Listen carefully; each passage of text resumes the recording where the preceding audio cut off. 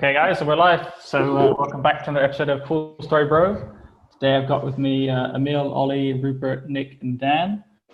And hey, guys. And yeah, today I want to talk about something that kind of comes up as a recurring theme in a lot of, I guess, my thoughts and experiences, which is like how to kind of, find out what's real or what's real for you, and kind of how you develop models of reality, and therefore what's true for you and your reality, if that makes sense. And I think that everyone's reality is a little bit different. So there's always kind of a clash of what people think is true. And there's kind of like consensus reality, which is like what sort of society agrees is true, or sort of common knowledge, if you like, which in my experience, a lot of time is kind of very, very narrow, limited. So I think that this kind of ties in a little bit with sort of fear, guilt, and shame, because these are sort of very strong emotions that are kind of used to steer people. And whenever someone steps outside of like a consensus belief or reality, you'll often see there's like fear, guilt, and shame are the very strong ways to kind of pull them back in, or sort of ostracize people and label them and say, oh, you're whatever, you must be crazy because you don't believe sort of the common beliefs. So I think like, yeah, you can take basically anything that you're not really allowed to criticize, and use that also as like a model for like, okay, there's some interesting truth there, or some interesting depth that is, kind of brushed over. So for example, the whole debate around sort of political correctness now, and what you cannot say, and everyone's getting really fired up about Trump being racist or this or that, and all this kind of stuff, open borders, immigration. Like there's just so many topics that come up all the time. Climate change is another one. You say something about that really can trigger people, because it's like it's not in the sort of mainstream. But just generally, like, how do you decide what's true for you, and how do you build a model of reality? And I think I had an interesting perspective on this, because I didn't really go to school until I was about 11. And so I think a lot of our models are stacked on top of us from a very young age. Like you're kind of told to accept reality, and authority basically tells you what reality is. So in that model, you never really get to decide for yourself. And I think that's actually a big part of initiation into adulthood, is like deciding for yourself what is your model of reality, and how are you going to piece it together for yourself. And if you're stuck in a classroom from like a very young age, and you're told just over and over again, this is reality, and you get that from authority, then you never really get to a point where you can question that, or you can step outside it for too long. And I think when I went to school at 11, I really saw the strong contrast of like being quite free relatively before, and stepping into the system and like really not liking it, like, finding it quite depressing and sort of miserable in that sense of like just being told what to do and what to think all the time. And I think I kind of missed that early sort of programming conditioning. And so in a ways, I don't think about the world the same as a lot of people. So that's probably why I question things a lot. But I think I never really had a very good initiation either. Like I never had a dad or a role model to like sort of set an idea of what the world is, and give you some sort of guidance or grounding into that. So pretty much had to create it sort of from scratch, and I guess for a long period of time, pretty lost in that process. And I think most of us are finding that out for ourselves, even because we didn't necessarily have enlightened dads or whatever. Like there wasn't great role models maybe, but we're all trying to figure out what is reality, and then you're being told all the time what reality is. So it's sort of a very strong influence to kind of overcome that and sort of filter it out. And that's why, again, isolation is quite, for me, quite a big step in that, because you really get to step away and get some perspective on, just what is real when you're not being told what's real or what's going on. But in terms of like deciphering reality, like I think, like I said, fear, guilt, and shame is sort of the big ones. And like with sun gazing, for example, there's so much fear around the sun. And this is what when I post recently about truth being distorted and inverted, it's like, there's almost like everything you're told is bad is actually good for you in some way, or there's a deeper truth to it. And everything you're told is like perfectly good and safe, like sunscreen or vaccines or whatever. There's probably a lot of hidden risks and things that you're not really considering if you're just following the experts. And so this whole thing of like authority, using authority as your sort of yardstick for truth, versus like what other authorities or laws, sort of natural laws, are there that you can kind of lean on, and how do you kind of weigh those two up? And the way I look at it with health is very much like, if someone's got an idea that they believe strongly, and like vaccines is good for you, for example, I'll be like, all right, that's interesting. Where have you got that sort of belief system from? And all the time they'll just go back and quote an expert. like they've never actually tested anything on themselves, like direct experience. So we kind of talk about like some of this stuff. I'm not going to monologue for too long, but I'm curious for you guys, what do you think are sort of the biggest sort of illusions, if you like, and maybe we can pick a couple of them, break them down, to show like what are very sort of dominant belief systems today.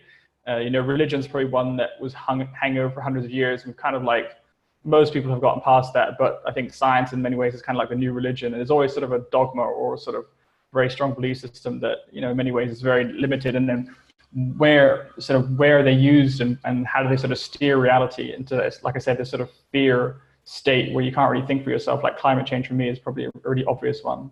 I think climate change is like, the way we're told about it is there's so many things going on, but it's just simplified down to this thing of like humans are bad for the planet, we're destroying the planet, and therefore humans are kind of like the bad guys. And in many ways, it's sort of demonizing people, and the solutions they come up with are even more like horrific than the problems. So climate change is like a one I come against all the time. And when I post about it, people just like lose their minds because the brainwashing is incredibly strong. Like I don't know how it got stuck in people's minds so strongly, but it's like one of those things that just cannot pull out or look at it. And like everything from going vegan to save the planet to using fake meat and fake food substitutes. Like people think these are real solutions to save the world, but like look at what that actually does to the body, for example. There's so little connection to or awareness of like what's happening within. And then the last point I'll make is that I think that's kind of what I said in a post recently I wrote, was that this is pretty much how the matrix works. It's like it's trying to keep you focused on things that are out of your control. So you're totally helpless when you look at something like climate change or war or news cycles, all about things outside of your control. You can't really do anything about that. So if your whole reality is oriented towards looking outside of those things, you're going to feel helpless and like really disempowered. And this show's kind of all about empowerment. So I think that's really what it's designed to do, is keep your attention all hijacked there outside of yourself. And then the things that are sort of under your control, like your labs, your biomarkers, your health, your vitality, your life force, your intelligence, your creativity, your consciousness, all those things are just completely ignored. And we're given like no answers for that in education and, from authority. And it's just like, this is the sort of, that's reality flattened. And we've talked about that before, they make certain drugs illegal. The ones that give you kind of flatten reality even more. And so that whole aspect of like tuning your awareness inwards to really find out what isn't under your control and how to kind of tap into that, that's kind of what we're just cut off from completely. And in that process, like I said, we have no real initiation to discern reality. So that's kind of been my process, and I'm just throwing out there like a couple of ideas to explore. But I'm curious for you guys, like, what do you think are sort of the most powerful things you've had to overcome, or sort of challenges and belief systems, and what was that process like for you, and where do you think the world is in that sense, like collectively? How do we move past this sort of brainwashing that's just like constantly being hammered into us? I'll just throw it out there. I can go if anyone unless anyone objects. I guess from my perspective, I was always given, I was always kind of forced into my mum was fairly anti-authoritarian, like fight the power type mentality, and she always drilled into me that like just be careful what you believe, be careful what people teach you. And then I started to realize it myself when I think maybe about 10 or 11, when I used to like grill my parents for questions and they couldn't come up with the answers. And then I realized that like actually then that means now I've got to look for the answers myself. And if I look for the answers myself, and then I've been told not to trust anywhere, and then it's this kind of cycle of like, I think probably the same mental process you went through, where you're just thinking, oh, if I read that, but how do I know that that's true, and how do I prove it? And then you kind of start to run into a bit of a logical mind, and you start thinking, well, then I have to prove it, and if I can prove it by like a hypothesis and then prove that's correct, which isn't always the way, and then you just end up a bit muddled around it. And then you start to feel like deeper truths on but for me it was like a cellular level. I would always get things that I know that were true on a metaphysical in a kind of metaphysical plane, where I'd ask a question, and if I believed, or I'd be told something, and if I believed it was an absolute truth, I would get like a full like tingling on the spine. Tingling on the spine. I mean, I just talking about absolute truths now. Yeah, I can yeah. So it's like, for me, it was that kind of stage of breaking down between logical reasoning And I don't think I had any guidance on it other than my mum telling me not to follow people and not to believe everything that I read, see, follow, or hear. Where do you I think try she got and that skepticism from then? Why was she not sold on it? I don't know. I don't know. I mean, mum. I guess I guess they were part of the '60s, like kind of hippie movement, where like alternative thought and actually the questioning of authority started to become quite prevalent. I don't know whether psychedelics, like per se, were something that started that movement, or whether that was just something that kind of helped to advance it. But there was definitely a big time of change for a lot of people. Um, and then she always continued to follow. Then she always continued to follow a kind of an alternative medicine path as well, which probably helped, especially with things when it comes to vaccines. Despite the fact that I had most vaccines when I was younger, and then my mum slowly like started to learn more and question the base truths that were given. She generally works on more on the precautionary principle than the outright kind of abstinence of vaccines. She's like, well, fine. If you can prove to me on a large scale that vaccines have worked for people without any ill effects for a period of 75 years, then I might consider taking it. But until you can do that, she said, I'm not going to do that. And the fact is, if you're going to release a vaccine, you're not going to keep that vaccine the same for 75 years. So by the time it's got to the 75th year, that vaccine's changed formulas 10 times. So it's fucking pointless anyway. So yeah. So anyway, yeah, I guess those are the reasons that I came to question like everything and challenge authority. But the thing is, she gave me the challenging authority thing, which wasn't really great at school because it used to get me suspended an awful lot, an awful lot. So just because I would disagree with the teachers, and that obviously that doesn't. Well, Doesn't fly. yeah, I mean, I remember one. I remember I've been give me a copy of Rudyard Kipling's like original one of the original things of Just So Stories, and the teachers have been banging on at school telling us we need to read, all the children need to read more. So I said, fine, I'm going to read more. They said, but now's not the time to read. I said, you told me to read more. Now I'm finally interested in reading a book in class. You're telling me I can't read, and that was it. I was suspended for about 2 weeks for doing that. So I guess I've always had a fairly rebellious nature in that regard. But anyone else?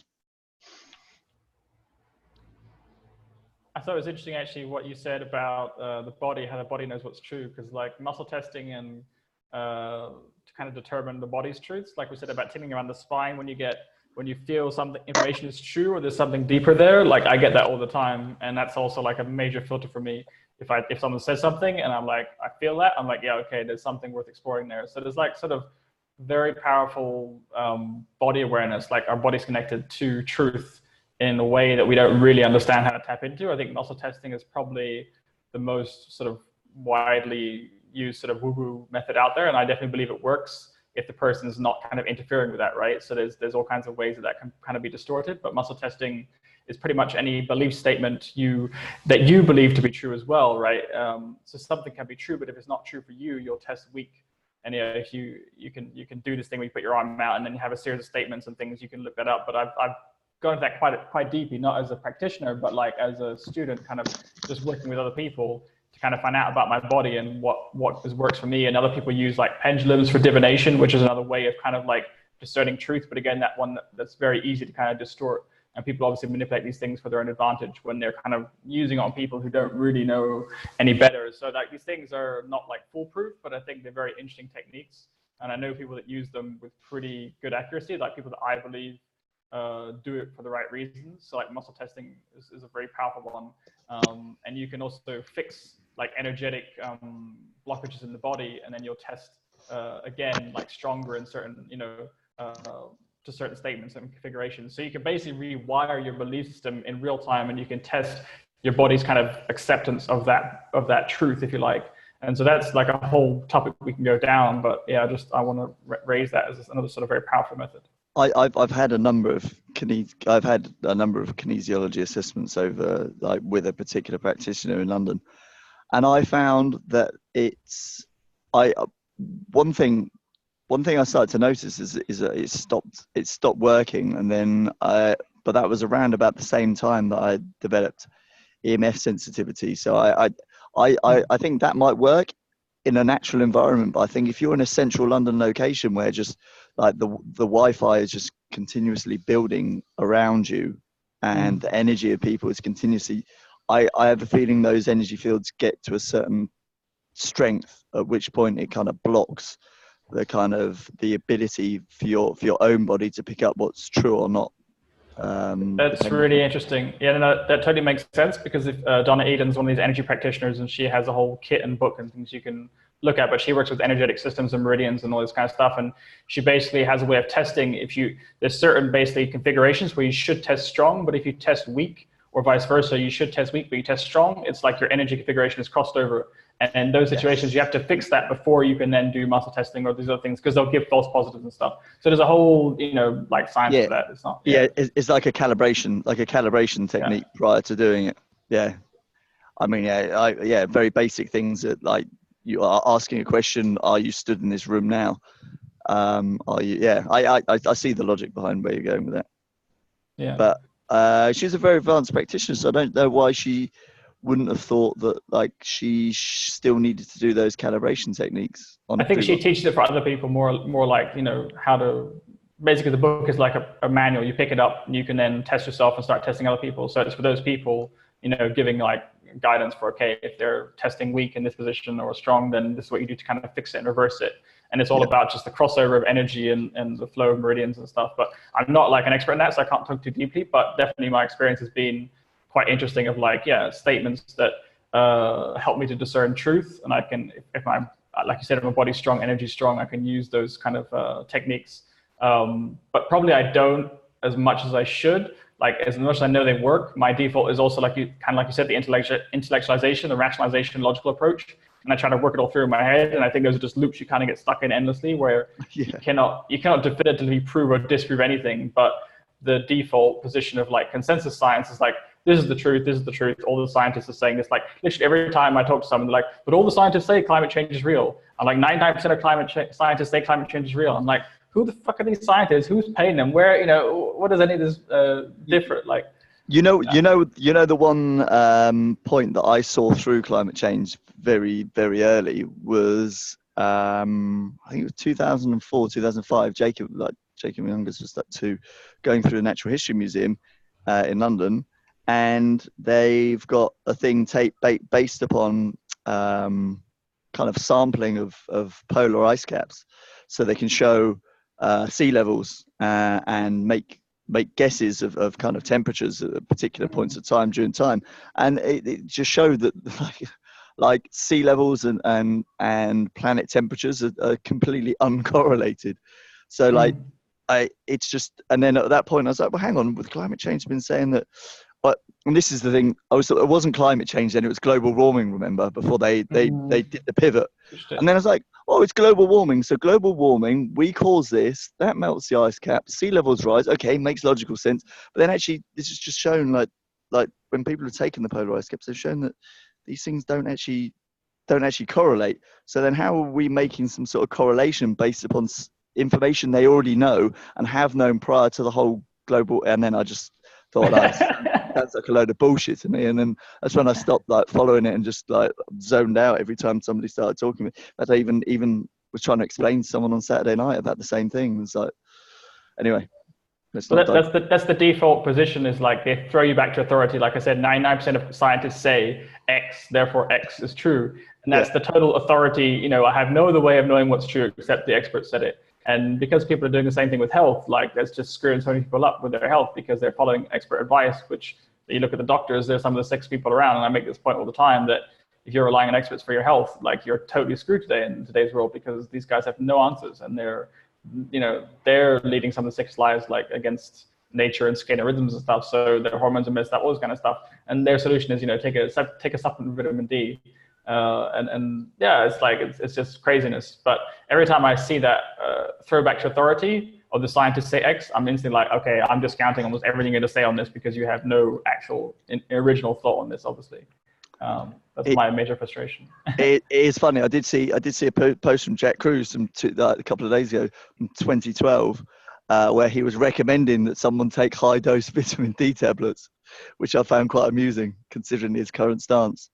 He said that. Yeah, he did. Yeah. Yeah. I'm Well, we're surprised. always learning. Well, that's the other thing. We're always learning, and that's so interesting Yeah. that you can look, because everything is now recorded, right? Data's out there from years ago, and I said things years ago on health that I obviously didn't know much at the time, or my beliefs have changed. So the need to always be right is one of our massive problems with ever moving on with life. And if someone ever holds you to a statement that you said 5 or 10 years ago, and they say, "Look, you said this," I'm like, "Yeah, okay," and so I can't learn, or I can't evolve, and I think we get so stuck as a society because, especially with consensus science and people buying into this belief system, if they steer away from that, it's like they have to admit at some point, oh, we were wrong, or, we didn't have all the information. And so it's just like trying to hold on to some fixed view of reality based on whatever your perception or, is at the time. And that's so limited that we have to be a lot more fluid with, like I said, what is true in these models of reality, that until you've really proven something for yourself over and over, and then again, that can change, then you can't ever say, oh, this is the absolute, best diet or best exercise program, best whatever. Like, you see all these things thrown out all the time, and it's all just contextual. You can't really hold on to anything too tightly. But it's much easier to make sense of reality when there are more fixed. That's the thing. That's why people hold on to it, don't they? So you can understand their point of view. Like, being okay with growth and uncertainty and change is, I guess, one of the biggest barriers.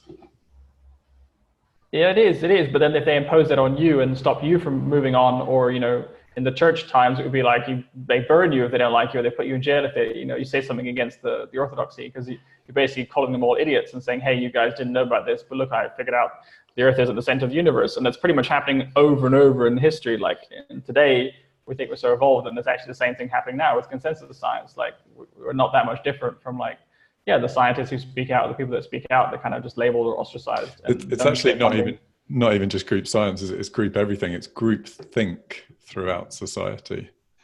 Yeah. And that's also the power of the internet and communication, is everything's becoming so globalized, and that collectivization of thought, it just kind of reinforces groupthink in many ways. And how do you kind of step out from that or break away from that? Like, you can still be part of the collective, but have your own mind. I think that's maybe the biggest sort of challenge, but so you don't reject society completely, but yet you don't buy into everything at all. Like, you're very skeptical as a default position until you have your own sort of method of working out the truth for you. It's like everyone tries to make sense of the world, and making sense of, using someone else's perception of reality is a lot easier than having to figure everything out for your own, for yourself. Well, that's definitely true, and that works in some ways. Like, that's why I read books, because you're basically shortcutting, the process of finding out information. But people reach conclusions from, their areas of experience, and you can take that information. But if you just copy and paste it into your brain as a belief system, without any other sort of filter, or holding it as an idea or sort of a concept, but not embracing it as I believe this completely, that's the difference. I think you can pick a lot of information up from books and reading, and definitely that process has helped society, but the cost of losing our independent thought, I think education has a lot to do with it, actually. The way we're taught to think and absorb information and accept it or question it. I think question it is the most important. I think I remember when you and I first spoke about this podcast, I was like, yeah, I really want to, and I'm not sure what I said to you, but I was like, I want to constructively challenge shit that I'm hearing from you, because I'm not saying I do or don't agree with it, but I'm open-minded enough to want to learn something from it. And I think that's the difference, is when you put that to one side and go, well, this is my reality now, or whether you're like, actually, maybe there's something different than to what I've been fed, or you don't even think what I've been fed. It's like what I believe to be true. So I'm curious, was there any one example of something you thought was completely outrageous and must be bullshit, or you found it just really hard to accept? I'm sure there probably was. I'm not sure, not even sure I thought it was bullshit, but I think I used that word with you. I was like, it wasn't constructively, I think I said constructively criticize, and I didn't mean that, but I think that's the easiest way to explain it. I was like, I want to constructively challenge the things that I'm hearing. The thing is, you can do that on an intellectual level, till the cows come home, and you can all go blue in the face having an intellectual argument about something, but you until you realize, until you take something on, try and integrate it in your life, or test something that someone's saying to you. It just comes back to like you can't even have that argument till you've decided whether it will work for you or not, because like you're just hypothesizing then without actually being able to prove the statement. Yeah, I'd agree with that. There's like this, there's a bit of an internal battle, isn't there? You're like, because you try and hypothesize it on your own, and actually you don't end up typically, most people don't end up hypothesizing it on their own. They go back to, a predetermined piece of information that they've had planted in their brain. So it's very difficult to hypothesize on your own, which is why something like this podcast, listening to it, being part of it, is really important. Because actually that's part of the doing, isn't it? Like you can think away, until you're blue in the face, but you're right. But action in some format is what's more important. And I think needing to convince other people of the truth for it to be true for you is also a bit of a danger. Like I've stopped trying to tell people X, Y, Z, you've got to believe this, because you see the evangelists are kind of like that. And I don't think anyone needs to believe what you believe for it to be true for you. That's the other sort of weird thing about truth, because it's so contextual. And I tell people all the time, I sun gaze, but a lot of people, they try it and they can't sun gaze. They say, oh, it's whatever, it hurts, I can't do it, and therefore they discount it. So it's like instantly, they don't see any possibility for why that might be the case in their situation. They just say, oh, that's dangerous, and yet everyone said it before you, so that must be true. Mate, that's a perfect example of your bullshit that I wanted to interrogate. And it turns out maybe it's not bullshit. Maybe I've tried it a little bit, but without being open-minded enough to ask that question, your life all of a sudden becomes very linear. I think some of this stuff comes down to the difference between ideology and experiential wisdom. So, we can, whether it's trying to, like say you guys are talking about the school system early on, right? Or the government or scientism, or, even once you go down the rabbit hole and you start listening to these woke people or these like awakened beings or gurus or however you want to call it, you're still sort of listening to a source outside of yourself. And that's why like a lot of the teachings will say, know yourself. And then it comes to, like the question of how do you know yourself, and how are you discerning between what's yours and what's not? And then it's like, how do you call yourself out on your own bullshit, and how do you integrate it so it is experiential wisdom? How do you have more deep, rich, natural experience so you're able to find out more of these aspects of yourself, so then you can be more in tune, so then you can have better intuition and see things clearer, so you can have these more bodily reactions to truth when it comes up. Instead of, asking like, what is truth? It's more of a knowing, because we have that experiential wisdom, right? And then, one of the other things I wanted to bring up, and it's fresh in my mind because I gave a little bit of a talk about it last Friday on natural law and holochain, or on technology in general. And it's a bit of a paradox in itself, because it's like, we're talking about like no absolute truths, or, absolutely there are.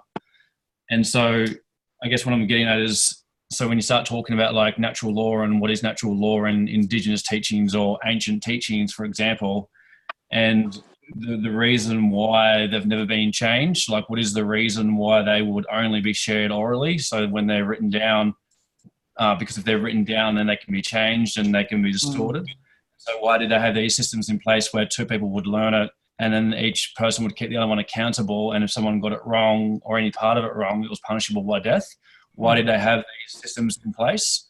And the reason is because it wasn't just myth. It wasn't just some story that can be changed at any time, because, like times are always changing, and, we're always in flow, and hey bro, we just need to get with the times. The reason why it wasn't changed is because it was to do with marriage law. It was to do with keeping the genes strong. It was to do with when cataclysmic events happen, and how do you breed your way out of that? How do you keep the human race strong? And so, like according to their teachings, like one of their phrases is "as above, so below." So a lot of the natural landforms on the earth, all of them in their story, are a reflection of the stars. And so the stars don't lie. So if you learn the story of the stars, then that's a story that can't be changed. And so then, the reason why I'm bringing this up is because, like, on one hand, you have, like the law that, doesn't change because this is, like cycles within cycles and ways to keep the human race going and all those kind of things. And then on the other hand, you've got things are always constantly evolving. You've got your personal truth. You've got, all these events that are constantly happening and the story is evolving. And we go through different times, constant cycles of evolution and evolution. And then you also have like your new realizations, you have new experiential wisdom, and then your truth changes. So on one hand, you've got the story that's absolute truth and doesn't change, and this is the law. And then you have, your personal truth. And then in between, you have all of this murky area, right? Because you have your interpretation of it. You have your own biases. You have your own ideologies. You have other people that might tell you a story and say that it's natural law or indigenous law or whatever you want to call it. And, so it's, I feel like a lot of it comes down to knowing yourself. And I've said this like a bunch of times before, but then it's like, that's nothing new either. So how do you learn how to know yourself? Is it kinesiology? Is it breath work? All these different practices? Is it sunlight? Is it spending more time in nature? Is it getting disconnected from technology? Is it, having psychedelic experiences, or is it all of the above, or is it none of them because they're all tools? So that's kind of, I just, wanted to throw all out there and see what you guys think. Yeah, I've got a couple of ideas on that. I'm curious to get a bit more breakdown on what you're saying about this idea of like two people holding each other accountable and then traditions being passed down orally, because I think a lot of what you said about the truth being altered as soon as it's written down, you see that with religion is just such an obvious thing. And I think when you can control the internet, like you're seeing Wikipedia being altered now to edit out history, like it just happens in real time, it's like, it's a joke. So as soon as anything's written down, who controls that information basically controls history or reality, and therefore all truths can be altered. Whereas something's orally passed down, like that tradition with different cultures, I think the truth can be held, but then it's also lost if that person dies or is wiped out or something, right? So it's like, it's not really foolproof. And what you're saying about how to know yourself, like I think there's different ways of doing that. Like muscle testing is one sort of very good feedback system once you know how to use it. Another one I like is like checking your labs for biomarkers and things that kind of on a very basic level of health, because I think everything is kind of connected, that if you want sort of mental health, spiritual health, or progression and evolution in those areas, you have to kind of master some parts of the physical body. You can't just be a complete slob eating McDonald's and ice cream and living indoors and expect to get enlightened by reading books or like meditating. I don't think it kind of works like that. So on a very sort of physical level, I think monitoring your biomarkers and labs, it does kind of help to quantify that at least what you say is true for you is kind of reflected in your body. Like that's some way of validating to someone else outside of yourself. If I want to share information with someone and say, hey, look, this is how you raise your dopamine, your testosterone, your serotonin, your melatonin, all these things you need, vitamin D. These are all things I believe is true, and this is what I'm doing to change mine, and here's the results. And no one can really argue with that because there is some level of sort of scientific validation. Yes, no one's going to argue with your labs and stuff, that's pretty much fixed. Whereas if you try to do muscle testing, everyone can kind of dispute that and say, oh, you're just making it up or whatever. So, but even that is just one aspect. Like, I've reached that point now where my labs are pretty good, and I'm looking at other parts of health and like exploring other dimensions with psychedelics and things. There's no way to quantify any of that with science today. You just don't have any framework.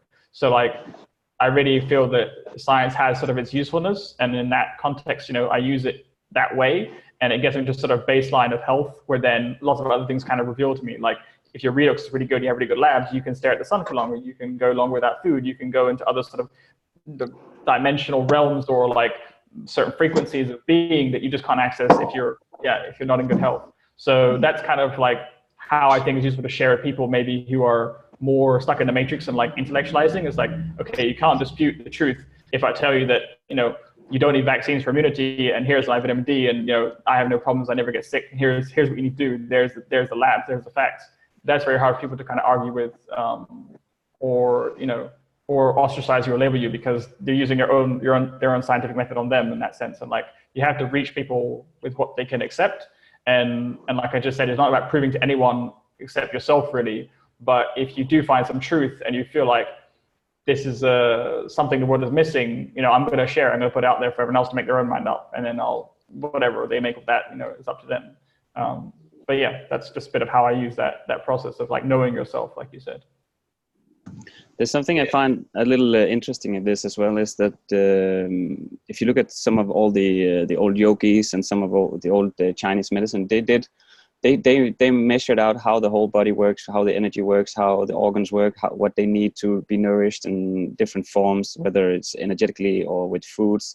They didn't have science at that time, or they had some kind of science, but it was without all the instruments, without the biomarkers, without all the blood types. But they were, or someone at that time, were so high up developed that they could tune into these things and get the true knowledge, get the insight and the experiential knowledge of the body without having science as a framework, but just by getting deep into meditation or by moving the body around or whatever they did at those times, without all the influence by white coat people telling them how to do it. And I think that's also a possibility for us if we really go deep and work in that direction.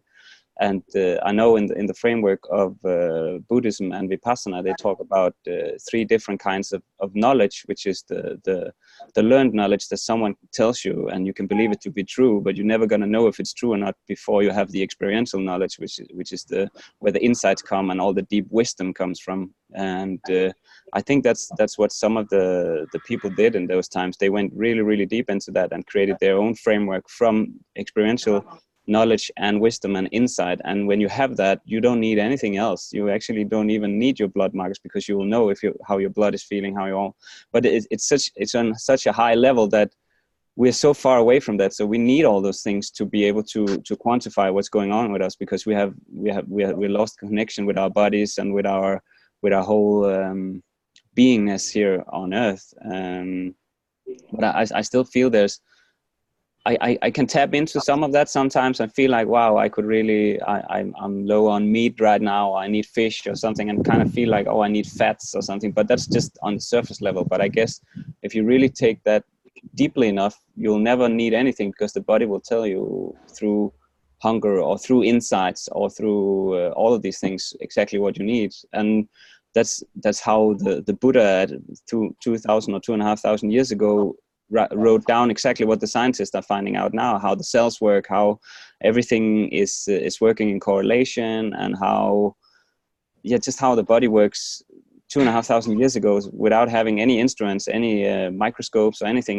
He knew exactly how the cells would work in correlation, how everything was put together. So I still think that's a possibility for us if we're able to go that deep and disconnect from society and learn about ourselves enough to be able to know everything just by going inside. And it's kind of a long way, but I still think it's possible. Imagine oh, sorry. No, carry on. Sorry. I was saying, I think one theory about that is, obviously there's so much information around you. So, you can only see a small fraction of light and God knows what else. So you can't necessarily experience it directly, but you can experience it secondhand in your own body, so to speak. I think there's that kind of theory. So you might then experience the effect on your own body of something else that is external. And then that then allows you, once you kind of figure out what your own baseline is, once you then have a proper dialogue with your body, kind of basically in what the context, things what everyone else has said, using the body as an instrument to kind of figure out what objective reality is. And when you get to that point, then you're able to kind of, I think the idea of what those guys were doing is they're able to sort of pretty deeply infer certain things, not necessarily talking about necessarily science or whatever the Buddha was able to sort of predict, but more like being able to really feel your own body. Like, for example, if you kind of someone will say like your heart is kind of has a very strong electromagnetic potential, right? So you might then feel something. If you're kind of really into energy and stuff, you might feel something around you, but you might not necessarily be experiencing that directly. What you'd be doing is you'd be experiencing the reaction, and then that would then have another reaction in your body. So then, so you don't have to necessarily have this thing where you're totally in tune to everything. But I think that that for me is a pretty a clear way to kind of look at your own body and to be able to use that as an instrument. I think it's also pretty difficult to get to.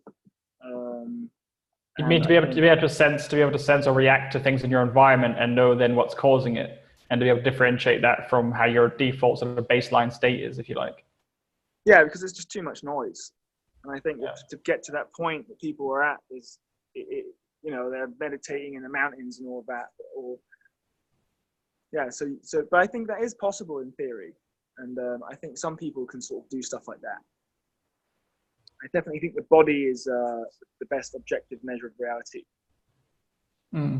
Just senses. Go on, Nick. I was just going to make a joke. If all else fails, you can just go to the church and ask the priest. I'm sure he'll stand on the sacred site and interpret it for you guys. Yeah. Yeah. That's it. I think most people are very, very not very good at critical thinking, and I think, to be honest, if you have it's critical feeling, isn't it? It's the thinking part. It's where you get lost. But if you go too far down that path, then it can become quite scary, I think, because you kind of lose the, you know, no matter how good we think we are at having independent original thought, we're still kind of using a framework that sort of socially pertains. So, you know, there are levels and levels and levels, aren't there? So once you get to a point where you're kind of letting go of all sort of social conditioning, you're letting go of all sort of different sort of morals and paradigms you've had foisted upon you by society, then eventually you're just kind of lost in this kind of world, and you become this kind of, in theory, sort of mute, or someone who just can't, you know what I'm saying? If someone becomes too independent and they kind of lose the framework, I think that people inherently kind of put the brakes on it a little bit, you know? So I think that's why, again, you know, you can talk about trying to step out of society and getting secondhand knowledge and knowing yourself through hearsay and all that stuff. But then the only thing you have left is the body to really figure it out. And then you can use your mind as a servant to try and deduce from that. That's my point. That's all I have to say. I think you raised a really good point in there, Ollie.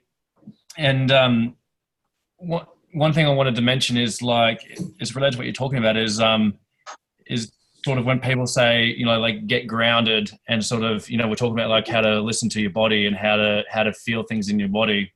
And then what you're saying, Ollie, about there being different levels, because I think there's a lot of people out there, especially spiritual practitioners, who think that they're super grounded and that they can feel everything and they're super intuitive, but they're off with the fairies, like, completely. And I know that even in myself, like, I definitely go through all these phases and cycles of like, oh wow, I'm so connected, like, you know, I've got all the answers, I'm really intuitive. And then like, I'll come to a realization later, like, holy shit, I'm like so ungrounded right now. So I think that's kind of like a bit of a cycle in itself. And one of the things I've been learning through like this natural movement stuff and is basically like how ungrounded I can be at times, while at the same time thinking that I'm super grounded. And so I think it's one thing to say to people, you know, listen to the body, get more in tune with your physical body, get more intuitive, know yourself, and be grounded in that. And then it's another thing to actually be and to encapsulate and integrate that and to know what that actually is.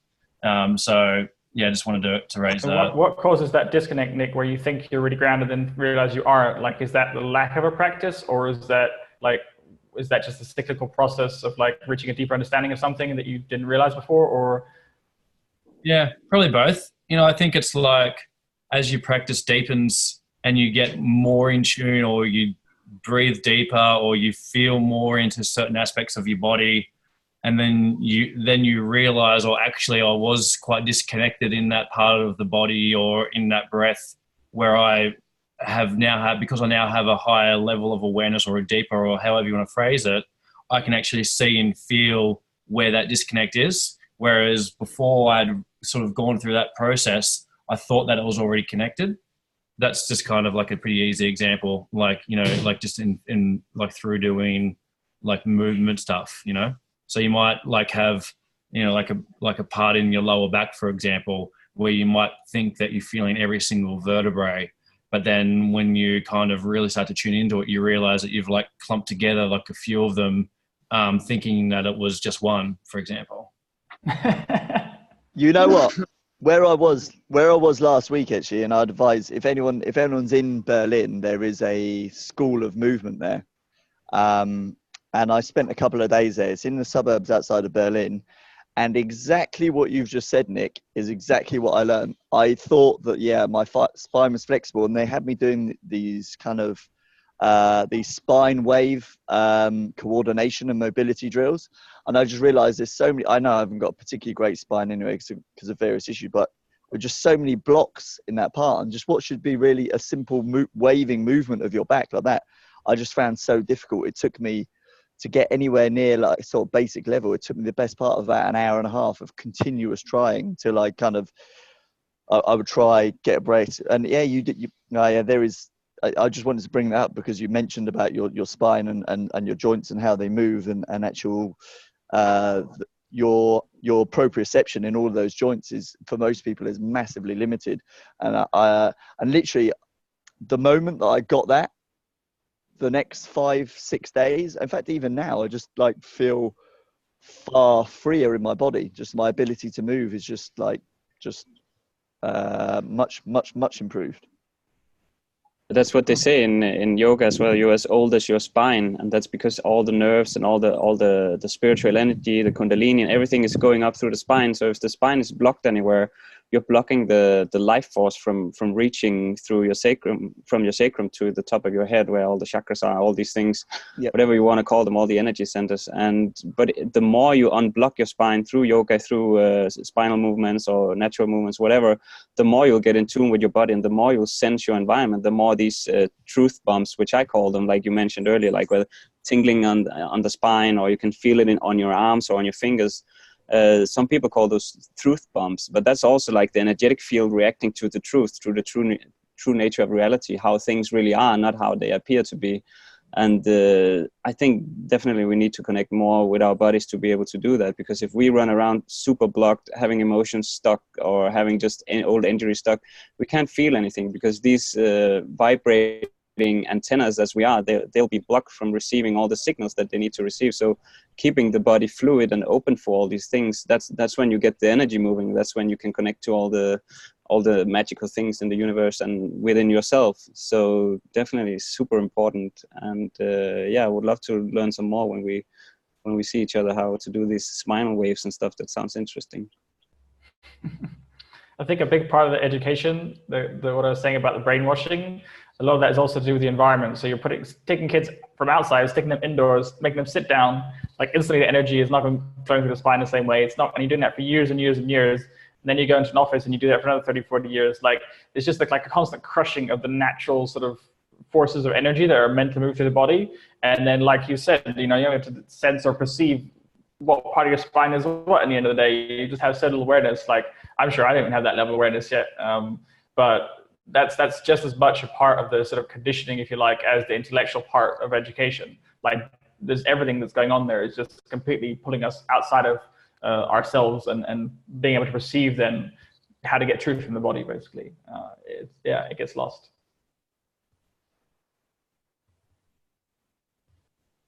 Yeah, that's my feeling on it. I would agree. And I think it's quite telling that like a lot of these natural movement kind of camps and teachers are starting to pop up in kind of most cities, because I think this is people now trying to reconnect. You got people. One thing I found is the people there were lots of different mixes of people from different environments. Some people just come from a sports environment and they realize that the traditional sports, and like they'd push their bodies so hard playing football in South America, and now they could hardly walk on one knee, and then they realized it got to be a better way, and they found it. And then you find that other people have come in it from like a poor health perspective, or other people have come into it from just from a more spiritual perspective. Like there were lots of people there who had done things like Vipassana or other types of kind of meditation retreats, and they kind of all come together and learn. And it felt very much like to me, it felt, because they're people that would stay there long term. We're talking 2, 3, 4 months at a time. And it felt very much to me like it was almost like a nunnery, or a monastery. Like checking yourself into rehab. Yeah. Well, and then even rehab, but it felt more like people were there to learn like more absolute truths through practice within their body as well. And everybody was quite open-minded, and despite the fact there was no set kind of set structures for the day, because we'd all been talking about meditation stuff the previous evening, then everybody sat down, 6 or 7 of us sat down for a group meditation. Now, I said, has this ever happened before here? And they said no. And it was just me bringing up the topic, and then another guy who had just done Vipassana, and then everybody wanted to get involved. And it's just that just everybody's like this call, everybody's energy just kind of connected really well, and kind of felt really focused. It was a good experience. Definitely feels like a more holistic kind of church approach. Yeah, I mean, and he was, and I think the guy that's running it is an ex-student of Ido Portal, who basically started to disagree with some of the economic structures that Ido put in place for people to come and train with him. And he wanted to bring it more to a kind of to everyone. It was a good place. Recommend it. I think I'll spend more time there from whenever I get the chance, or work takes me around that neck of the woods. Yeah, I think rehabilitating the body to be able to sense better is a big part of like discerning the truth or deciphering the truth. Like what we said about feeling the tingling in the spine is like instantly there's something there we know to be true. But I'm curious, like in that process, or before you have that real sensory framework, like how do you maybe perceive the opposite when you're being told something that is probably not true, or there's an agenda behind that? Like, for example, sunscreen. I'm just going to throw that out there because I think it's one of the biggest sort of myths that you're told something is protecting you or helping you or saving you from something that's dangerous, and it's completely the opposite in reality. But yet 99% of people cannot get away from that mind virus because they're too far down the rabbit hole of what they believe. So how would you sense something like that in that situation where your body isn't, totally clean and pure and everything else? Like what's the way out of that, like for so many people who are in that situation? I would actually say that sometimes, like you mentioned in the beginning, when you could hear there's a lot of fear attached to it, when you can almost see the desperation in people's faces when you tell them you don't use sunscreen, or when they tell you to use sunscreen. It's like it's not coming from rationality, it's coming from something else. It's a programming. That's how I see it the most clear. Like people say, oh, don't forget the sunscreen, and they almost look like they're scared. So that fear is programmed into them. And that's when I start questioning, okay, here is something that's not right. This is not coming from their higher selves or from their natural resources or whatever the stuff is coming from. This is coming from something else. This is programming. That's when I start to question stuff. And that's when I start to take a step back and start thinking about how is this feeling to me? Is this right or wrong? And it has happened a lot lately, actually, when I can see that someone is trying to share something that's not coming from themselves, but coming from programming, and it can be anything. Well, I had that experience myself. I was just in Crete, thus the heavy tan I'm currently rocking, and I with a bunch of friends around the pool. I'm the only one. Well, me and my other half got a natural tint to our skin. The rest of my friends aren't, and they were. And the shock on the face when they said, "Oh, they joined you some sunscreen." I said, "No, I don't use it." And they went, "No, it's fine. It's SPF 50." I went, "No, I don't use it. It's like at all." Like, and I said, and it's like, plus it was the usual shock, the horror, and I get it. I mean, I remember when I was a kid, my mum, she was, she is white, she was white, she's white, and she was always didn't know any different until my dad must have said, so you don't need to use sunscreen on them. And I think he's still concerned with it at first. And obviously as we got older, we shrugged off, didn't use it, didn't need to use it. And they start asking why. So I thought, well, I'm on holiday and I'm not the best when it comes to the science side, if it's just purely the science side of it. But I said, what animal have you seen wear sunscreen? That was my first question. I said it in a nice way. I said also, everything that our species came up being exposed to light, every single bit of it, not just parts of it, all of it. And nighttime as well, when it reflects off the moon, we're exposed to all of it. So why do we think now that is the reason for spikes in skin cancer? Why do you think now that's the reason for it? It's going to have to be something else. Other things have changed. You don't hear animals having it. And I kind of kept it really, really simple. So I didn't want to be getting into a big thing. I didn't want to just, poo-poo how they live their life. Because, it's a natural defense mechanism, as we've been talking about. When you think that this is your opinion and you think that the reason why, when, the reason why, you just say because this person said it, this faceless group of scientists said it. When that's your when that's your logic, you're gonna and you're so used to relying on that from young age, from schooling. I know I missed the start of the quote. I reckon that I could kind of tell that at the start of it as well. From how you're schooled, how you're taught to trust in sources, information, primary sources, secondary sources.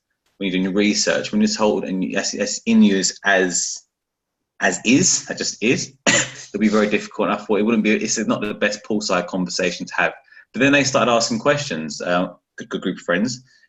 And one of them even said, it kind of makes sense when you think about it, that why would it suddenly be that now? And again, we don't actively look for research. Maybe animals do get skin cancer, probably the ones eating out of our trash, if anything.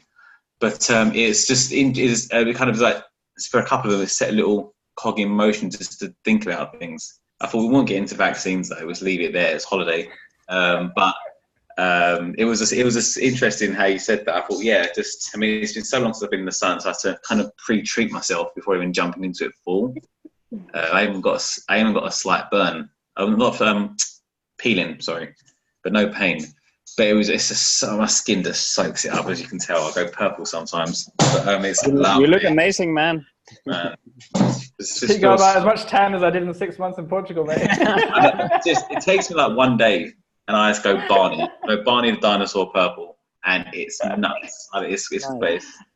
I mean, out of curiosity, Michael, not to jump off subject, but how long did it take for to say not suffer from say burning because you're in the sun for so long? Is it because you gradually did it, or do you still every now and again, skin just starts to peak? It's through the seasons. Like we jump out in the middle of summer, and go on the beach on a holiday, and your body has had no, chance to adapt to that. So it's a massive shock, and that's what everyone's doing every year. And you burn yourself like that for enough years, you lose a lot of resilience. Like you lose a lot of tolerance. So there is some parts of nutrition, like certain fats and things that help. Early morning sun is probably the best thing to protect your skin from like the UV later in the day, and then grounding as well while you're in the sun, because it kind of gives you a natural redox. So your body basically is constantly trying to negate the stress of the sun or the UV. And if your redox is really strong, you can do that. As soon as your redox isn't, or you reach the limit, you start burning because your body can't repair the damage faster than it's happening. So grounding in the ocean and things like that is a very powerful sort of natural redox, so you can stay out longer in the sun. But early morning sun is also very good. And it's just getting through the season. So I started the winter when the UV obviously was less strong. I literally did it every single day through the spring, through the summer. So now it's like, 30 degrees and I can be out all day, no burning.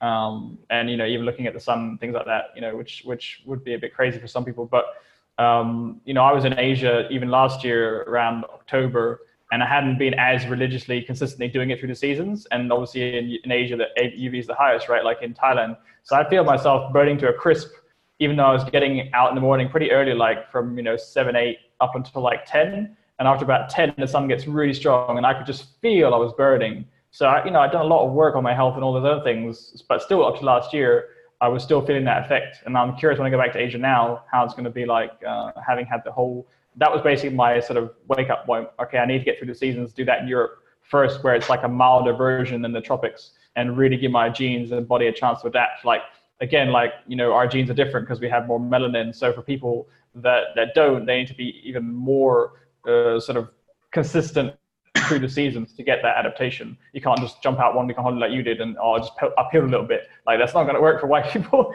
so you've got to be religiously through the season in the environment where your genes evolve to, and then gradually, I believe you can jump out into higher and higher UV conditions as well when your redox is higher.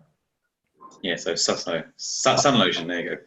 I mean, I've actually burnt one day this year, but not badly, very mildly, and that was I didn't get to bed one night till about 1:30. I wasn't up like early morning sun, and then it was like one of my daughter's friends' parties on the beach, so we all hightailed it down to the beach, and that was just enough. That was just a little bit, and despite having like daily exposure, apart from the odd times when I'm in London, it's funny. The early morning sun for me is the one thing that stops me from burning, and you have to hit that sun before it hits the 30 degrees above the horizon, and it's that period between 0 and 30 degrees that gives you for me the protection that I need, because I'm much lighter skinned than both of you. I'm not. I wouldn't say I can't remember the Fitzpatrick types, but I'm not the lowest. But I'm not the palest, but I'm the next stage up from that, I think. Sure. So it takes a long time to build up that solar callus. I mean, actually, sorry, go ahead, Lynn. I was just going to say, curiously, how long, Dad, have you been living in that environment you're in at the moment? Where you got 3 years. Okay, nice. So and the thing is, here you can be like, even in winter when it's cold, it never really drops below 16, and when the sun's out, you can take most of your clothes off. Nice. Just as long as you haven't got builders looking at you naked, which happens now apparently. 21st century builders, mate, doesn't mean anything anymore. I'm not sure they'd agree with you there, Lynn. That's good. I was just going to say that I've been trying to get more into the sun for about a year, and I haven't been able to get that much early morning sun in the last 3 or 4 months, but I have been walking around in like 30, 32, 33, up to 36 for several hours. And sometimes I burn a tiny bit, but I haven't got any proper burning. I've been doing a lot of Qigong and Tai Chi, and I think that's the difference. Obviously, I don't think it's more effective than early morning sun, but just anecdotally, that's like, I can walk. Like, today I was walking around between 10 and 12 in the sun for about 2 or 3 hours, and it's like 34, and I'm not burnt, no sunscreen. And if 3 weeks ago I was doing way less Tai Chi, and I kind of burnt. So. I'm sure it's doing something for your redox. Like there's all sorts of different techniques to stop burning, essentially, which is your body's ability to repair damage before it manifests. So yeah, redox, if you know how to measure that, you can probably do things like, I know I do stuff on the grass, like not Tai Chi, but very similar kind of techniques just to move energy. And I feel like I can stay out in the sun, like I'm harnessing way more after that, like if I do that consistently. So, and I'm not even doing Tai Chi properly. It's just some really basic techniques. So there's different things you can do, like grounding is probably the best if you're grounded in the morning sun, and then you can stay out as well. Yeah, nice. But then the fact that you're, again, like in an environment your genes aren't evolved to, right? Like you got German ancestry, but you're in Asia. I mean, people do the other way around as well. They take their black ass, go to UK or New York, and then they suffer, right? Because their genes are in the wrong environment. So, it works both ways. I think science doesn't really talk about that at all. But to really acclimatize to nature, it helps to do it where your genes are evolved to. And there's hacks to do it, like what you're doing, so you can get more sun. But you just got to be more careful. Like you can't just, everyone's literally just doing that. They're staying indoors all year, then they're jumping on a plane, going to a really hot country, and then frying themselves. And then, maybe I'm going to get skin cancer, so I'm doing that, and then putting sunscreen on yourself on top of that, right? Because then you're just amplifying the sort of carcinogenic effect when your skin's damaged and you have like chemicals going in there. So it's like, I don't know, man. I've lost the ability to explain this to people who don't want to hear about it. So I don't really talk about it much, but except to friends who ask me about it. But yeah, this is like such a big one. Sunscreen, people out there talking about sunscreen, and sunglasses is another one. Like I still see a lot of like really smart people using sunglasses and not understanding how that's affecting their, you know, ability to perceive light and their body's ability to respond and adapt. So you're much more likely to sunburn if you're wearing sunglasses, for example, because your body's not getting the right light signals to know what your environment you're in and then to change your cells, you know, accordingly. So yeah, it's crazy. Like there's so many things we're doing that's counterintuitive. You think like you're helping yourself because it feels more comfortable, right? You don't have to squint in the sun. You can just put on some sunglasses. But yeah, the damage is happening. we can't really perceive it. But yeah, it's just one of those things. I don't know how people don't fall asleep when they've got sunglasses on a hot day or a sunny day. I never put two and two together till I was a lot older. But when I was like kind of at 12, 13, put sunglasses on in the day, and I just like immediately feel like just want to go to sleep, because and I don't know why. Again, that now comes back into what we're saying before about how do you know what's the truth and what isn't the truth? Because the moment that I kind of found out about light and light cycles and started to integrate that, just little things from my past like that, it's like, hang on. So that was the reason every time I put sunglasses on in the daytime, I'd feel like I want to curl up under a tree and go to sleep. Because, and this is the thing about listening to your body, and like then once you find something like an empirical truth that's true for you based upon your own experience, you can then start to rationalize and work backwards upon, oh yeah, well that will be why that happened, and then you start to put two and two together, and then you start to build up a kind of a body of evidence in your own head for what is actually a truth for you. It's just you've got to make sure that your memories are correct, or if you've always had, I don't know, I guess if you've got a questioning mind, that helps, because you're always looking for reasons why something happened and you haven't quite found the answer yet. But so then to bring it back to your question, how do you create a bullshit filter for things like sunscreen when it's being forced down your throat day in day out? That I don't know. It's a really difficult question. Personally, I don't think you can until you get people to a certain state of awareness that they're more in tune with their own body. I think it'd be virtually impossible. Otherwise you've got to rely on an external oracle to be that bullshit filter. And then how do you know that external oracle doesn't become corrupt at some point, or follows a path of, it happens to step on the wrong path of enlightenment, or or just have different genes from you, and what his truth is not necessarily your truth. Exactly. Yeah. So yeah, I think it has to come from within. I don't think you can have a bullshit filter or an oracle for a bullshit filter, unless you use nature or something. I mean, it was weird how it came to mind when I was talking to my friends. I never thought about it before, about saying, do animals wear sunscreen? Like it was a kind of throwaway comment, but it was. If you had to rely on any sort of oracle, I'd rather rely on one that's far older than the human species. Again, I do need to dig in and see, find it some sort of trustworthy maybe information about whether there are animals suffering from the plight of skin cancer. That might be a thing. I don't know. But yeah, I mean, just for that one example, it could be useful. Everything is constantly baking in the sun, and yet give a grass a bit of water, not sunscreen, and it stays green. Or it still managed to photosynthesize and live and thrive and reproduce and do everything it needs to do, and it will get far more exposure than we ever have. I mean, again, could say because Mike was saying within races there'll be differences, but that's because of the environment we've built. But that could be way. I guess an argument to that would be, well, animals generally have fur, so that acts as another barrier to UV light. I mean, for example, I've got two dogs here. One's a Whippet, and Whippets are generally more Northern European in their lineage than other dogs. And then we've got a Spanish Podenco, both very similar size dogs, but the Spanish Podenco has much thicker, coarser fur. Okay.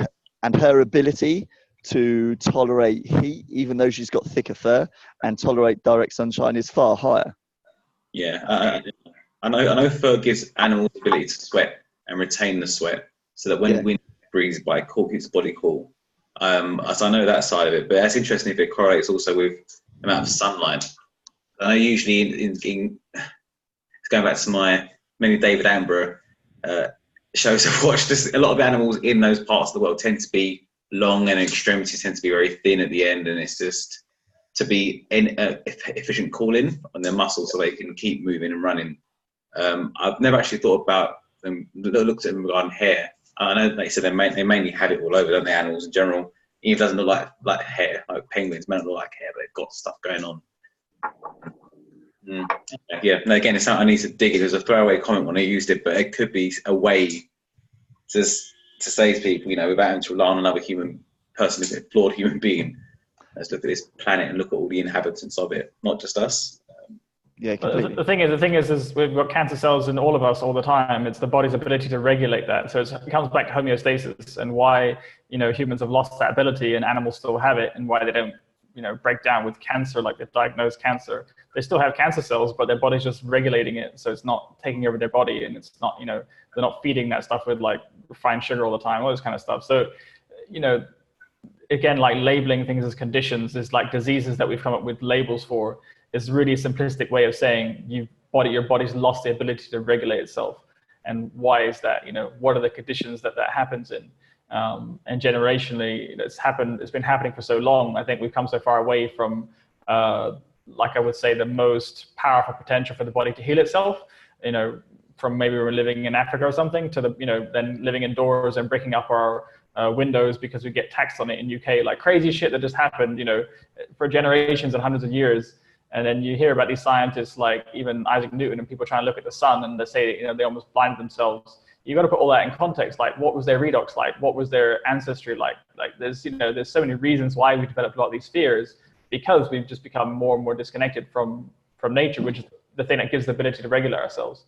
So then, of course, those things are going to seem more dangerous, and you're going to come up with, you know, rules or ideas or belief systems to kind of, you know, protect people in those situations. But just the fact that we moved away from Africa and, you know, got lighter skin, that adaptation, if you like, in the skin, basically, white people have a lot more pheomelanin to eumelanin, which is the dark pigment, and that pheomelanin, it throws off like 5 times more free radicals in the presence of sunlight. So that was a sort of the biological cost of needing to make the skin lighter to absorb the vitamin D and UV, you know, with less sun, but at a huge cost that you're going to generate a lot more free radicals. So if you don't know those things, like, you know, you're just going to create some fear belief system around it and say, oh, the sun's dangerous, and not work out, okay, this is what you can do to upregulate your homeostasis. So in the face of that extra damage, if you like, your body still has the ability to clean it up, and it's not causing a problem where it's getting beyond the body's, you know, ability to heal it, whatever damage, you know, is happening.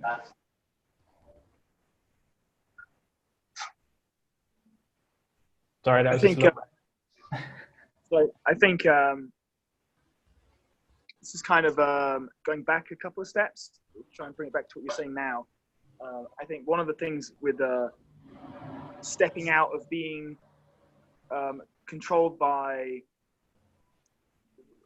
a way for someone to think for themselves, and a way to, you know, as much as we talk about relying on the body and kind of, for example, using just kind of a scientific empirical kind of perspective to have our sort of original thought. I think really it's social. I think that's the thing that gets people more than anything, because people aren't able to step outside of the social kind of pressures, and they're not able to think for themselves. And like you say, creating kind of a fear-based belief system around anything is super, super difficult. Some people never ever get to that point where they, maybe I probably don't, but where they get to a stage where they can actually think in a way where they know that it's not just regurgitating something, where they're not simply sort of looking at themselves from the perspective of someone else. You know, no offense to any Americans listening, but it's a particularly American affliction, for example. It's also more like British than perhaps European, but that's definitely a thing, and there's no real way around that than to kind of get away and, like you say, sort of get into isolation. And in terms of like, for example, like what you're saying about someone's genetic background and then kind of being able to sort of have a better relationship to the sun. All the things you're mentioning are about it's about scale and being able to just sort of harmonize with it and make it personal. You can't get to that point if you don't have kind of experiential feedback on something, and you can't get to that point if you don't have kind of independent social kind of independent sort of thought program that's not entirely socially conditioned. So I think sort of breaking your sort of social environment and going away and being weird somewhere else for a bit maybe might be a really good way to kind of get into it, because it's so easy for us to talk about health and like, oh, I'm in tune with my body and all this sort of thing. But if you're not in that and you can't experience it, it's really, I think it's super difficult, right? Yeah, I think pulling away from your social circle is probably the biggest breakthrough for me, because like I left the UK and I stopped drinking, for example, or I just stopped, that particular habit or cycle or loop I was stuck in, moved to a different culture, and, was able to look at how the world lives over there and, see the world very differently, and done that for like years now. So just like not getting too attached to one social, if you like, that influence that's just constantly there. And that's not on me at all now. And then obviously, meeting people who have broken out of some systems, but haven't really questioned very deeply in health, for example. And so again, like realizing the limitation of, oh, they're just on their own journey and they're not going to figure those things out yet because it's not important for them enough yet. So like the further you withdraw, the more you have to rely on, because you don't have the society and the experts and the authorities there, you have to rely on your feedback. So what is coming to you, when you stick yourself outside and, what's out there, you're trying to sense where energy is coming from. You observe animals, everything's very quiet.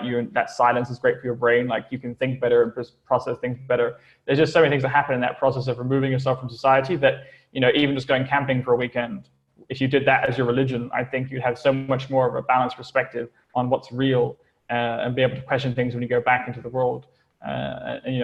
I definitely haven't mastered it, because I still lose my peace when I come back into living in a busier town, for example, than when I was in a really quiet village for months. So like, I think, I'm not sure there's an ideal balance there, or I just feel better withdrawing more and more and spending less and less time around people. Generally, for now, that's how I feel, because I feel that knowing people are great for my energy, if let's put it very simply that way. Maybe I'm still too easily influenced and I haven't mastered my own whatever body yet. So that's just something I need to give more space to, more time to.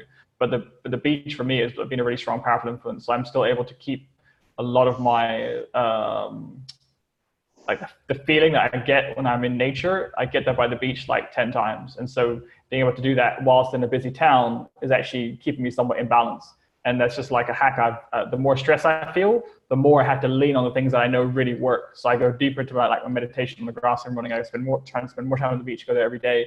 And I can actually feel how that is lifting back out of whatever I'm kind of maybe losing by being around more noise, more construction, more whatever, traffic and all those other sort of things that are, I'm way more sensitive to now because of the contrast. And I'm not sure I want to get desensitized to it again by living in a city or something. I'm just not sure that that's the way I want to go.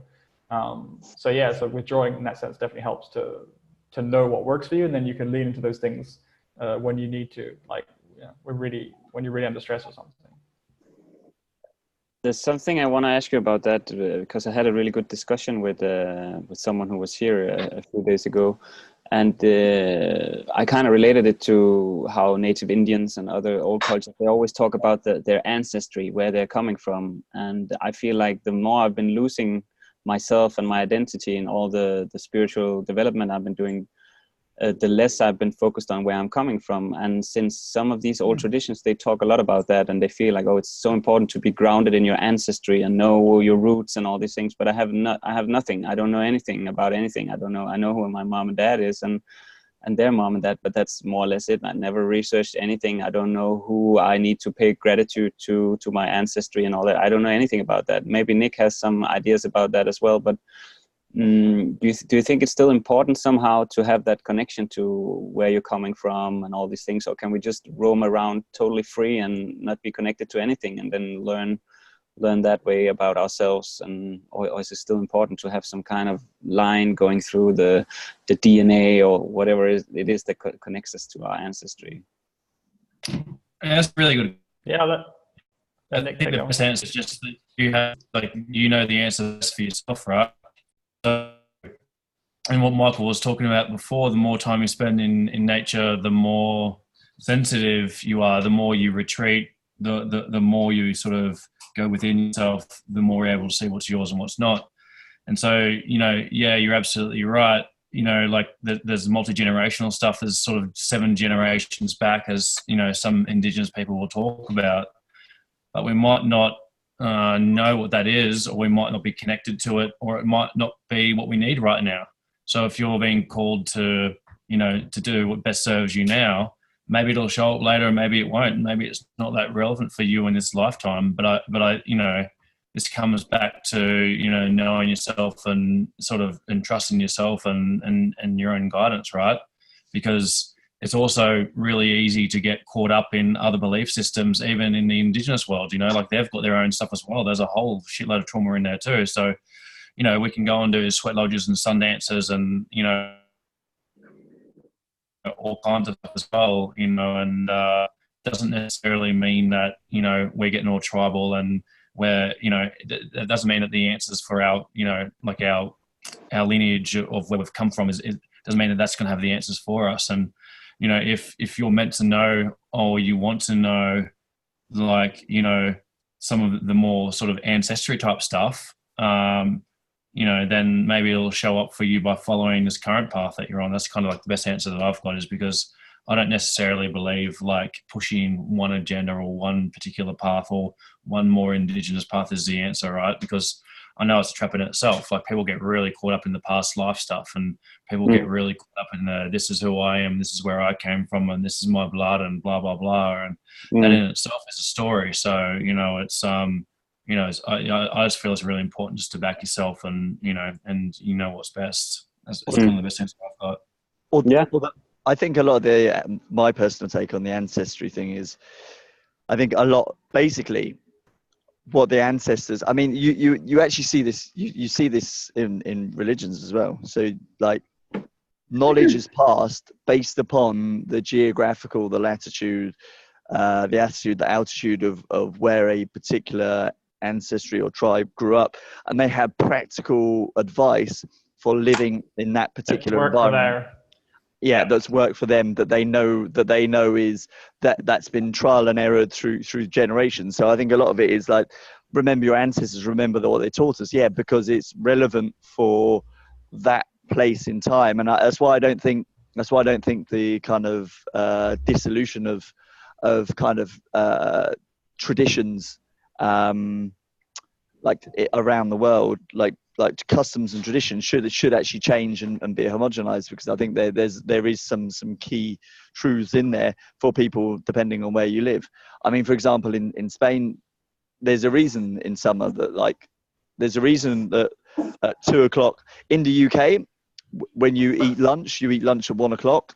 That's solar noon. In Spain, you eat it at 2 because of the shift of the clocks. The Spanish, I was talking to a Spanish lady who said the Spanish have always eaten their biggest meal when the sun is at the highest point of the sky. It said it doesn't matter what time it is. It's just because naturally that's the hottest time, and that's the time that you withdraw from the sun, and you'll go inside and you'll cool down. It's not the time that is to be spending on the beach, and that's just something that's evolved from from just kind of customs and traditions. I mean, there's much more ancient cultures that have kind of more profound traditions than that. That's just the first example I can think of at the top of my head. There's always a reason for a particular culture having, or a particular ancestry having, a particular rite or passage. It's because it's just something that works well within that environment, but doesn't travel so well. So I think. Yeah. Oh, sorry, I didn't mean to cut you off there, Matt. No, I'd finished, so carry on. Yeah, I was just going to say, it depends on what the rite of passage is, or what the tradition is, right? Because, some of it's, like super important stuff, like the stuff I was mentioning earlier, like some of it's, like of paramount importance to certain aspects of human lives. Some of it's more sort of locality based, some of it's energetic or spiritual based. Some of it's part of, that process of learning who we are energetically, like from all aspects, so once you start getting into certain things like I've mentioned on previous podcasts, once you start going beyond time and space and these kind of things, and you start thinking in terms of past, present, future, all happening simultaneously, and then you start to, get into, sort of your energetic signature, so to speak, or why you have particularly like inclined in certain ways. Maybe your ancestral lineage is part of your awakening process. Maybe it's not. So there's kind of like these different aspects within that ancient knowledge as well. Some may or may not be important. I think I'm just sort of saying, just like remaining slippery. It's not that like you need to know about all of your lineage, or you need to know all about, the law or the wisdom or past lives, or we don't need to know any of it all. It's just kind of remaining slippery and sort of choosing your own path, because yes, it's important. Yes, there's knowledge and wisdom in there, and yes, there's aspects of our multidimensional being in there, but that doesn't mean if we don't know it, we don't know who we are. Because I'm just kind of rambling a little bit, but it's like, I think it's more of a choose your own path thing than like, needing to know every little detail. And it's kind of a bit of a paradox there, right? Because it is also aspects of ourselves. So it's, I think people just get caught up in one or the other. That makes a lot of sense. I guess it's also quite prevalent for me at the moment, because we've been moving around so much, and we don't really feel like we belong anywhere. We're not part of any culture. We're not part of any group. We don't have any specific job. We're just basically roaming around freely, a little bit like nomads, and trying to fit in wherever we are. And I guess most people, they need to feel some kind of belonging, either through their birthplace, or through their colleagues, or through their friends, or whatever. And I guess it makes it a little harder when you move around and join different cultures, because you don't feel like you belong. It's like something is completely new. You have to learn how these people, they live, what they do with their time, what they eat, how they think, and all these things, to be able to feel at home, or to be able to land somewhere and feel grounded and feel like, wow, this is my place. I can put my roots down here, and I feel like there's someone picking up on the other side of where I put my roots, like friends or close relations. And it can be a little hard when you move around so much to get that kind of connection, because you're always on the move somehow. So both within yourself internally, but also the people you'll be meeting, they can kind of sense that, oh, this one is he's just roaming by, he's just traveler, and then you never get that deep connection. But I guess it will be different once we're ready to really find a place to really settle, and then whatever we can connect with there, that will be our place somehow. That's a really important topic, and maybe we can talk about that on another podcast, because this really sort of goes into white people living on Indigenous land, and I myself live on a sacred site, and just for Australians in general, right? For like white Australians, they're born here, their family's here, they're from this land, at least in their lifetime.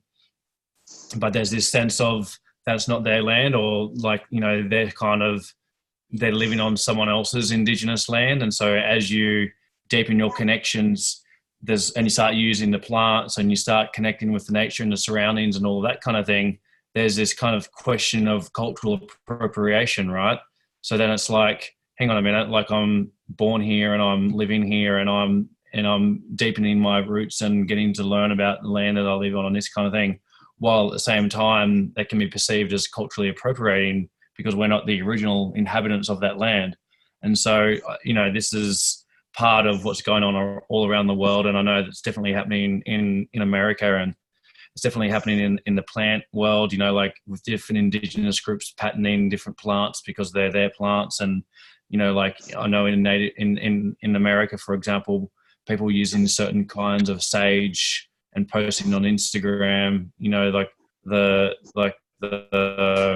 you know, the shamans or the witches or whoever, or the medicine people that are posting it, if they're white, they're just getting slammed for cultural appropriation. And it's kind of like, you know, there's that kind of that sense of belonging. We're all looking for that sense of belonging. We're all looking to deepen our connection with the land that we live on.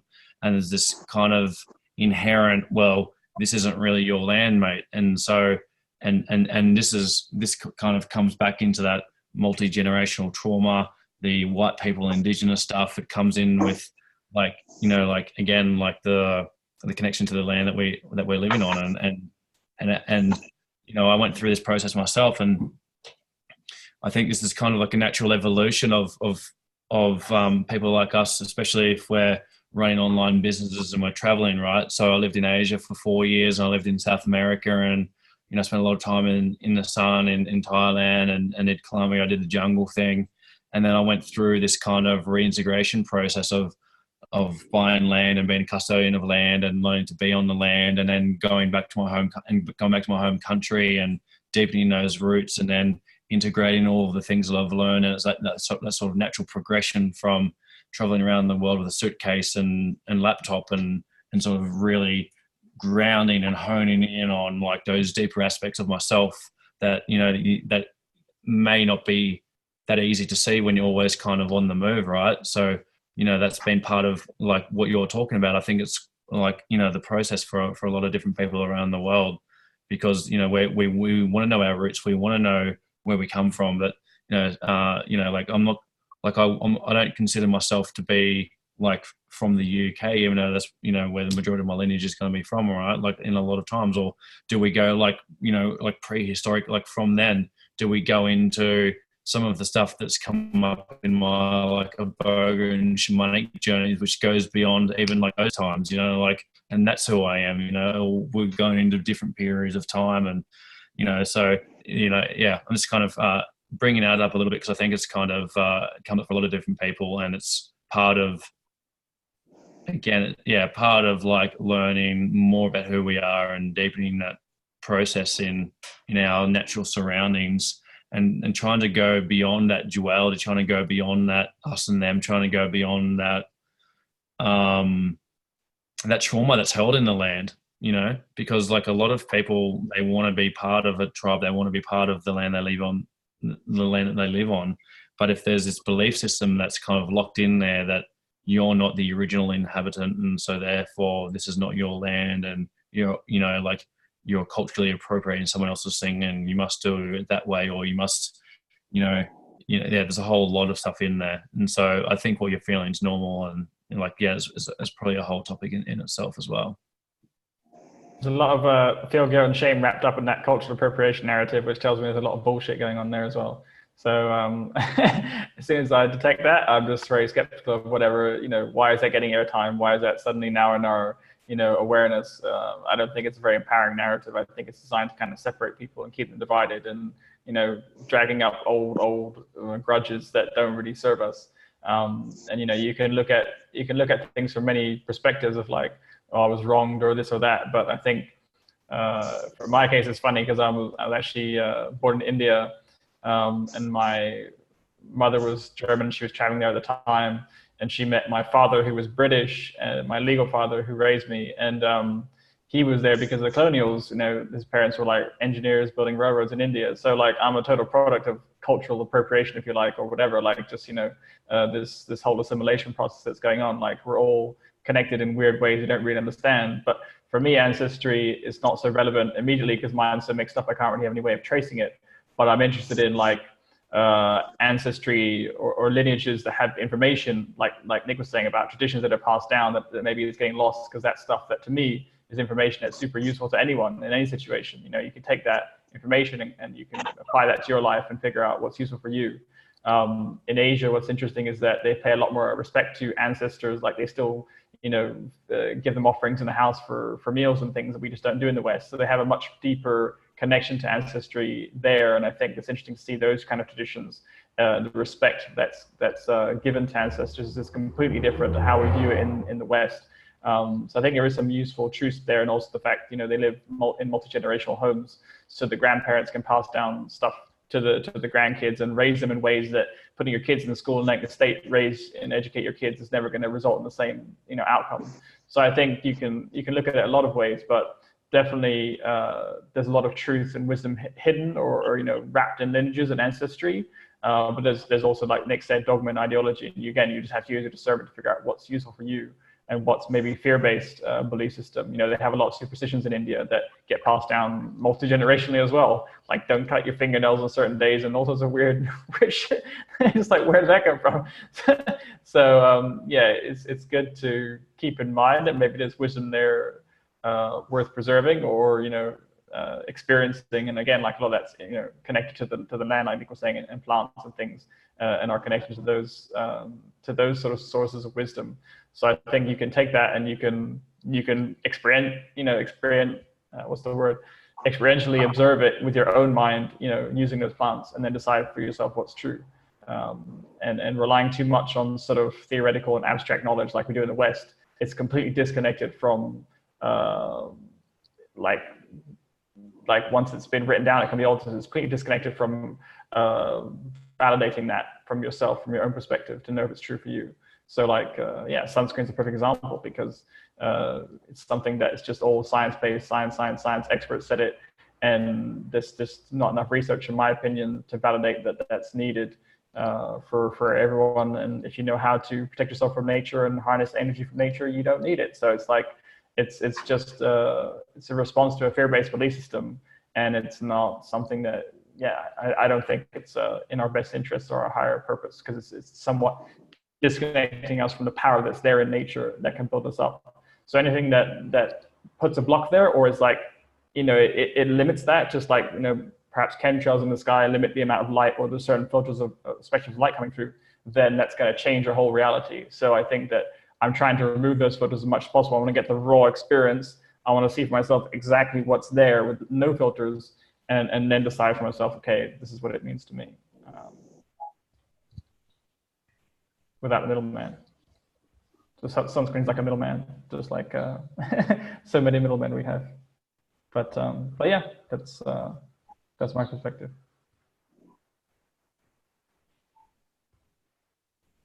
Go on, Ollie.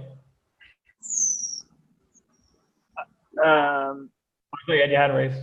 I wasn't going to say anything, but I could say, the idea of what appeals to me from what you're saying there the most is the idea of kind of connecting to the source by kind of removing all the stuff that's in between.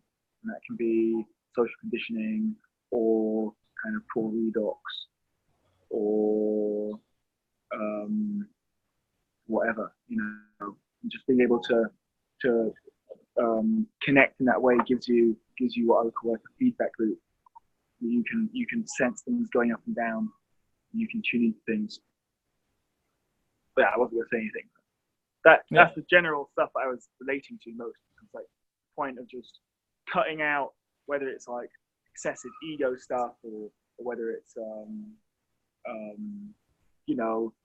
toxic toxic visceral fat, or something that's stopping you being able to tune into your metabolism properly, what have you. You just have to keep cutting away all the time, and otherwise you can't really absorb information, whether it's light or food or knowledge or information. I don't have a catchy tagline for that. Yeah, no, I think ancestry is kind of like the middleman between you and direct experience. It's kind of like, relating passed down wisdoms, and then we have science, which is like the middleman today, is trying to determine or observe reality and tell you what it is. And I lean on both, but I think science is much more likely to be corruptible today because of the influences and agendas behind it. And the ancestor path, like the middleman there, I don't know what agendas they had, but I don't think I'm as skeptical of them. Today I can look at it and decide for myself what's true. But just I think they're more describing the way for you to have your own direct experience, whereas science isn't describing that at all. Science is saying you don't need direct experience. We figured it out for you. Here's the answer. Don't look anywhere else. These direct experience paths are off limits to you because they're illegal now. That's the difference, in my opinion. I agree. I think it's ancestry is definitely important, and I've been looking into that a lot more, especially because I'm living in Taiwan, which is traditional Chinese culture, and it's everywhere. And I'm also personally looking more into my own ancestry and finding ways to connect with it. I think what Nick was saying, it's definitely super personal, but there's so much dogma that gets passed down and just,